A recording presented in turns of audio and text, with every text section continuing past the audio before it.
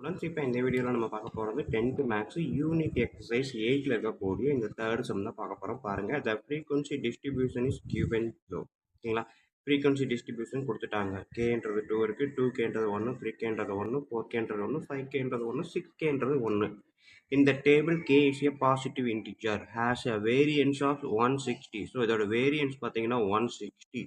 Determine the value of K என்ன அப்படின்னு கேட்டிருக்காங்க. ஓகேங்களா? இதோட வேரியன்ஸ் வந்து 160 இருந்துச்சு அப்படின்னா கேவோட வேல்யூ என்ன அப்படின்றதா கொஸ்டின். இதைத்தான் வீடியோவாக பார்க்க போகிறோம். வீடியோ பார்க்கறதுக்கு முன்னாடி நம்ம சேனல் இது வரைக்கும் சப்ஸ்கிரைப் பண்ணாமல் இருந்தாலும் இல்லை இதுதான் நம்ம வீடியோ பார்க்கக்கூடிய ஃபர்ஸ்ட் டைமாக இருந்தாலும் சரி தான், தயவு செய்து நம்ம சேனலை சப்ஸ்கிரைப் பண்ணிடுங்க. அப்படியே பக்கத்தில் பெல் ஐக்கான் இருக்கும், அதையும் கிளிக் பண்ணிடுங்க. நன்றி. இப்போ வாங்க நம்ம கிளாஸ்க்குள்ளே போகலாம். ஓகே, இப்போ நம்ம பார்க்க போகிறது தேர்ட் சம்மு.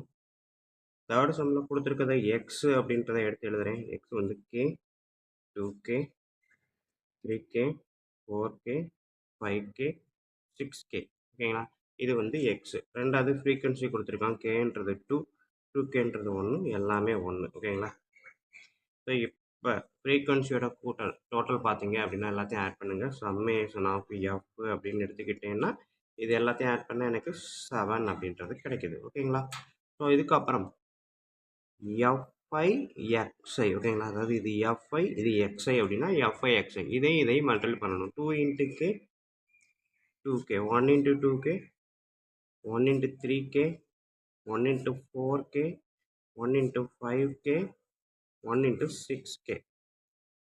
ஸோ இப்போ இது எல்லாத்தையும் நான் கூட்டினேன் அப்படின்னா f i x i, summation of f i x i கூட்டுங்க. 2, 4, 7, 11, 16, 22. ஸோ 22K அப்படின்றது கிடைக்கும். ஓகேங்களா? நெக்ஸ்ட் நான் கண்டுபிடிக்க போகிறது எஃப்ஐ எக்ஸ்ஐ ஸ்கொயர். ஸோ எக்ஸ்ஐன்றது கே, எஃப்ஐன்றது 2, கேவை ஸ்கொயர் பண்ணால் கே ஸ்கொயர் இன்ட்டு 2 என்ன வரும்? 2K square. இங்கே வந்து 2Kவை ஸ்கொயர் பண்ணால் ஹோல் ஸ்கொயர், அதாவது 2 square into k square. So 4K ஸ்கொயர்னு வரும். எக்ஸு மட்டுமே ஸ்கொயர் பண்ணால் 4K square into 1, 4K square. 3Kவை ஸ்கொயர் பண்ணால் 3 into 3 9K into k square. So 9K square. அதே மாதிரி 4Kவை ஸ்கொயர் பண்ணால் 4 இன்ட்டு 4 16K ஸ்கொயர்.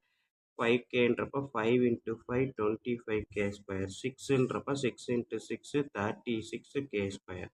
இதை ஃபுல்லாக ஆட் பண்ணுங்கள். 6, 15, 31, 67, 87, 92K ஸ்கொயர் அப்படின்னு கிடைக்கிது. என்னது? Summation of sigma f i x i square. ஓகேங்களா? ஸோ இப்போ இந்த இதில் நான் என்ன எழுதியிருக்கேன் அப்படின்னா எஃப்ஐ எக்ஸ்ஐ ஸ்கொயர் கண்டுபிடிச்சிருக்கணும். இங்கே வந்து எக்ஸ் சம்மேஷன் ஆஃப் எஃப் வந்து 7, இது கேபிட்டல் என் அப்படின்னு கண்டுபிடிச்சிருக்கோம். ஓகேங்களா? ஸோ அப்போ இந்த மூணையும் வச்சு நம்ம எழுதக்கூடிய ஃபார்முலா என்ன? சிக்மாவுக்கு formula square root of sigma f i x i square divided by capital N minus sigma f i x i by capital N whole square. ஓகேங்களா? பட் நம்மளுக்கு தேவை சிக்மா கிடையாது. அவன் கேட்டிருக்கிறது என்ன கொடுத்துருக்கான் பாருங்க. நம்மளுக்கு கொடுத்துருக்கிறது வந்து வேரியன்ஸ் அப்படின்னு கொடுத்துருக்கான். Variance equal to 160. வேரியன்ஸ் அப்படின்னா சிக்மா ஸ்கொயர் ஈக்குவல் டு 160 அப்படின்னு கொடுத்துருக்கான். ஸோ அப்போ இது சிக்மா அப்படின்னா சிக்மா ஸ்கொயராக மாற்றுறேன் அப்படின்னா இந்த பக்கம் ஸ்கொயர் பண்ணியிருக்கேன். அதே மாதிரி இங்கேயும் ஸ்கொயர் பண்ணனா இந்த ப்ராக்கெட்டும் ஸ்கொயரும் கட் ஆகுமா? ஸோ அப்போ எனக்கு கிடைக்கக்கூடியது என்னது? Sigma f i x i square divided by capital N minus sigma f i x i by capital N whole square. கரெக்டுங்களா? ஸோ இங்கே ஸ்கொயர் பண்ணியிருக்கேன், இங்கே ஸ்கொயர்கிட்ட கேன்சல் பண்ணியிருக்கேன். என்ன அப்படின்னா ரெண்டு சைடும் ஸ்கொயர் பண்ணுறதுக்கு ஈக்குவல். ஓகேங்களா? இந்த சைடு ஸ்கொயர் பண்ணால் இது கிடைக்கும், இந்த ஸ்கொயர் பண்ணினேன் அப்படின்னா ஸ்கொயர் ரூட்டும் கேன்சல் ஆகிட்டு இது கிடைக்கும். ஸோ இப்போ எஃப்ஐ எக்ஸ்ஐ ஸ்கொயர் என்ன இருக்குது? 92K ஸ்கொயர் பை கேபிட்டல் என்னன்றது வேறு ஒன்றும் கிடையாது, சிக்மா எஃப்ஐ தான் 7. ஓகேங்களா?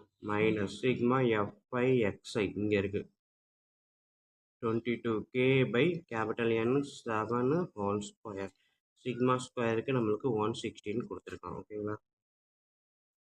ஸோ இப்போ இதை வச்சு தான் அடுத்த ஸ்டெப் நான் சிம்பிளை பண்ண போகிறேன். பண்ணலாமா? ஸோ இங்கே வந்து 7 ஸ்கொயர் அப்படின்னா 49 வரும். அப்போ இதையும் நான் 49ஆக மாற்றணும்னா என்ன பண்ணலாம்? ஸோ இங்கே 7ஆல் மல்டிபிள் பண்ணலாம், மேலேயும் 7ஆல் மல்டிபிள் பண்ணணும். ஓகேங்களா? ஸோ இப்போ கீழே 7ஆல் மல்டிப்ளை பண்ணால் இங்கேயும் 7 ஸ்கொயர் அப்படின்றப்ப 49 எனக்கு கிடச்சிரும். மேலே 92 இன்ட்டு 7 மல்டிபிள் பண்ணுங்கள். 2 7s are 14 1 63 64 அப்புறமா ஒரு கே ஸ்கொயர். ஓகேங்களா? 92 இன்ட்டு 7 கே ஸ்கொயர் இது மைனஸ் 22 கே ஹோல் ஸ்கொயர். 22 அப்படின்றது 484. ஓகேங்களா? K square. ஸோ இப்போ பாருங்கள் 644 மைனஸ் 484 என்ன வரும்? ஸோ இதுலேருந்து ஒரு 60 ஆட் பண்ணால் 544 கிடைக்கும். அப்போ 160 டிவைடட் பை 19 கே ஸ்கொயர். கரெக்டுங்களா? ஸோ இதில் இருந்து அதாவது நம்பர்ஸை மட்டும்தான் சப்ட்ராக்ட் பண்ணுறேன். 644 484 சப்ட்ராக்ட் பண்ணுங்க. 0 14ல் 6 5ல் 1 போட்டால் 160. ஓகேங்களா? அப்போ இந்த நம்பர்லேருந்து நம்பரை மட்டும் கேன்சல் பண்ண சப்ட்ராக்ட் பண்ணிவிட்டு கே ஸ்கொயரை அப்படியே எழுதியிருக்கேன். ஸோ இப்போ பாருங்கள் ரெண்டு சைடும் 180. ஓகேங்களா? ஸோ அப்போ 180 180னா இங்கேயே நான் கேன்சல் பண்ணிடுறேன். கேன்சல் பண்ணிட்டா எனக்கு என்ன கிடைக்கும்? இந்த 49 இந்த சைடு போகும்போது கே ஸ்கொயர். ஓகேங்களா? ஸோ நல்லா கவனிச்சுக்கோங்க. நீங்கள் 49 உங்களுக்கு எது புரியலைன்னா கூட 49 இந்த சைடு ஃபஸ்ட்டு கொண்டு போயிருங்க. அதாவது இந்த சைடு அடுத்த step 49 into 60 160 equal to 160 K square. ஓகேங்களா? இந்த மாதிரி எழுதிக்கோங்க. எழுதுனீங்கன்னா 160 160 கேன்சல் பண்ணால் கே ஸ்கொயர் ஈக்குவல் டு 49. ஓகேங்களா? ஆக்சுவலாக இதை கேன்சல் பண்ண பிறகு 1 இருக்கதா அர்த்தம். அடுத்த ஸ்டெப்பில் 49 கிராஸாக இங்கே வரும். ஓகேங்களா? So K square equal to 49. அப்போ கே ஈக்குவல் டு என்ன வரும்? 49 ஸ்கொயர் ரூட் எடுத்தேன் அப்படின்னா ப்ளஸ் ஆர் மைனஸ் 7. ஓகேங்களா? ஸோ ப்ளஸ் ஆர் மைனஸ் 7 அப்படின்றது நெகட்டிவ் வேல்யூ எப்போவுமே நம்ம எடுத்துக்க மாட்டோம். ஸோ பாசிட்டிவ் வேல்யூ மட்டும்தான் எடுத்துக்குவோம். அப்படின்றதுனால கே இஸ் ஈக்குவல் டு 7 அப்படின்ற ஆன்சரை இங்கே நான் செலக்ட் பண்ணுறேன். ஓகேங்களா ஸ்டூடெண்ட்? ஸோ கொஸ்டின் வந்து நீங்கள் அண்டர்ஸ்டாண்ட் பண்ணிட்டீங்க அப்படின்னா ரொம்ப ரொம்ப ஈஸி தான். ஃபார்முலா வந்து நம்மளுக்கு ஸ்டாண்டர்டு டீவியேஷனுக்கு ஃபார்முலா இந்த இடத்துல எஃப்ஐ எக்ஸ்ஐ ஸ்கொயர் யூஸ் பண்ணுறோம். ஓகேங்களா? எஃப்ஐ டிஐ யூஸ் பண்ணுவோம். பட் இங்கே வந்து நம்பர் எல்லாம் சின்னதாகவே இருக்கிறதுனால 1 2 3 4 இந்த மாதிரி இருக்குது. 1 1லே இருக்கிறதுனால டேரெக்டாக நான் எஃப்ஐ எக்ஸ்ஐயே எழுதுகிறேன். டி கண்டுபிடிக்கின்ற அவசியம் கிடையாது.